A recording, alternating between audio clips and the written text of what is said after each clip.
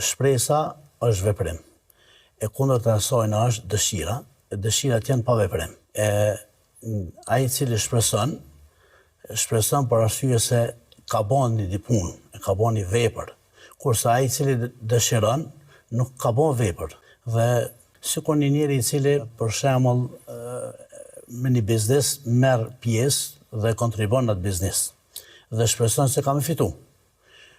Ky ka drejt me shpresuar në fitim, kurse ky i cili dëshiron, ky nuk ka marrë pjesë, nuk ka participu kur gjë në atë biznes, për këtë arsye edhe ky jetë pa parë dhe jetë pa asnjë sen.